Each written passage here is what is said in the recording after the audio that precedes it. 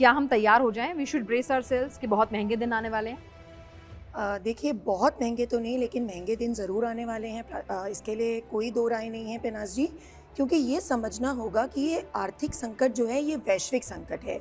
इसलिए माननीय प्रधानमंत्री मोदी जी ने इकोनॉमिक पैट्रियोटिज़्म, हमने अभी तक बहुत सारे पैट्रियोटिज़्म सुने थे, देश के लिए मरने की बात सुनी थी, लेकिन ये जो इकोनॉमिक पैट्रियोटिज़्म का जो आह्वान आया है, वो इसीलिए आया है कि लोगों के ऊपर कम से कम भार पड़ेगा ज़रूर, लेकिन ये भी है कि सरकार बहुत पूरी तरीके से तैयार है। सरकार तैयार है, लेकिन हम लोग कहाँ से जो महंगाई है वो कहाँ-कहाँ, किन-किन सेक्टर में देख सकते हैं? और क्या डोमिनो इफेक्ट, क्योंकि एक आम आदमी कहेगा भाई ठीक है, तेल और ये सभी तो बंद हो रहा है और हमारी सरकार दावा करती है कि हमारे पास काफ़ी भंडारण मौजूद है, हमारे पास दूसरे विकल्प भी मौजूद हैं तेल खरीदने के। तो जब सब कुछ है तो फिर हमें महंगाई क्यों झेलनी है?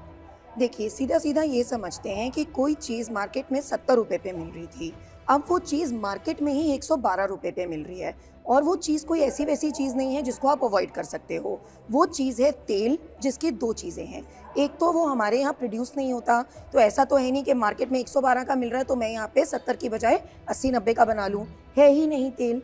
और दूसरी चीज़, तेल एक ऐसी बेसिक गुड है जो हर चीज़ में यूज़ होगी। आपको कुछ भी चाहिए, बाज़ार तक आएगा ना वो सामान, बाज़ार तक आएगा, खेतों ट्रांसपोर्टेशन से कॉस्ट है। ट्रांसपोर्टेशन कॉस्ट होगी, तो वो जो लॉजिस्टिक कॉस्ट जिसको हम कहते हैं वो बढ़ेगी ही बढ़ेगी। तो चाहे हम तेल कितना भी ले लें, वर्ल्ड से कहीं से भी सोर्स कर लें, वो 70 की बजाय जो प्री वॉर सिचुएशन थी, वो अब 112, 160, मतलब 126 इस लेवल तक भी पहुंच गया था, और अभी भी 105-6 डॉलर पर बैरल पे वो चल रहा है।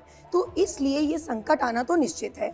अगर हम देखें कि अभी-अभी आंकड़े रिलीज़ हुए हैं, तो अगर कंज्यूमर प्राइस इंडेक्स देखें, सीधे-सीधे एक आम भाषा में हाँ, समझाएँ, एकदम क्योंकि है आम ना। हाँ। भाषा में कंज्यूमर प्राइस इंडेक्स ये होता है जितने पे सामान आप और मैं खरीद रहे हैं। जैसे तेल नहीं, सॉरी, जैसे दूध हो गया, ब्रेड हो गई, बिस्किट हो गए, मेरे बच्चे की स्कूल फीस हो गई, जो तेल मैं मार्केट से खरीद रही हूँ, इन सब चीज़ों को कहते हैं कंज्यूमर प्राइस इंडेक्स, जो है 3.8%। जो वर्ल्ड के हिसाब से अगर हम देखें और गवर्नमेंट के हिसाब से भी देखें तो 4% चलना चाहिए, तो वो अभी ठीक है। 8.3 लेकिन होलसेल प्राइस इंडेक्स बन गया है।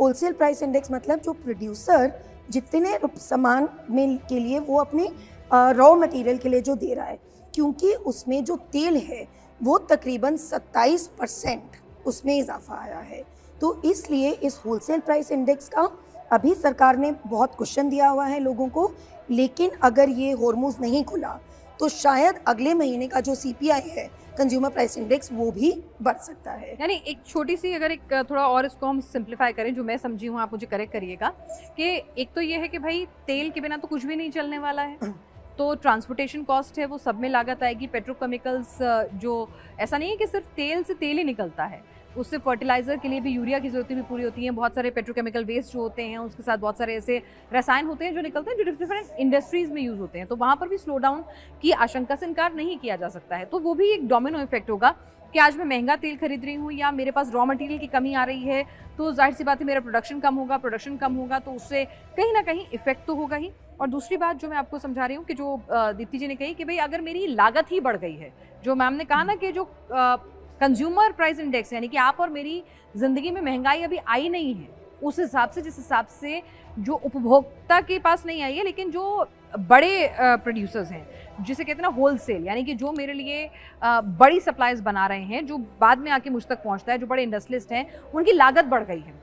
ठीक है, वो रॉ मटेरियल महंगा हो गया है, जो पेट्रोकेमिकल्स, जो तमाम प्रोडक्ट्स होते हैं, फिर उनके लिए ट्रांसपोर्टेशन महंगा हो गया है। भाई जो अगर कोई शख्स जो है महंगे पे बना रहा है, तो फिर वो बेचेगा भी तो महंगे पे ना, वो अपने दाम बढ़ाएगा। जैसे कि अभी हमने देखा दूध के दाम बढ़ गए, तो अब जाहिर सी बात है दूध का और पेट्रोल का कोई लेना देना नहीं है, सिवाय इसके कि ट्रांसपोर्टेशन कॉस्ट होती है। तो वही जैसे मैं आपको समझा रही थी कि इस बार अगर होलसेल प्राइस इंडेक्स 8 की दर को क्रॉस किया है, तो कंज्यूमर प्राइस इंडेक्स अगली बार बढ़ सकता है। लेकिन ये समझने वाली बात है रेनाज जी कि युद्ध का 75वां दिन आज हो गया है, उसके बावजूद भी हम अगर इस क्वेश्चन लेवल पे हैं, तो इसलिए जो मैं पहले बोल रही थी कि हमारी तैयारी है, वो तैयारी है। और अभी भी हमें क्वेश्चन मिल सकता है, जो प्रधानमंत्री जी ने आह्वान किया है जनता का, कि अगर हम इकोनॉमिक पैट्रियोटिज्म दिखाते हैं तो हमारी जो ये ओवरऑल डॉलर, क्योंकि सामान तो लेना है बाहर से, 2 चीज़ें आती हैं, इतना आपने तेल लेना है और वो तेल कितने आपको, उसके लिए रुपए की लागत हो रही है, जिसको हम कहते हैं रुपए डॉलर का जो कॉम्बिनेशन है।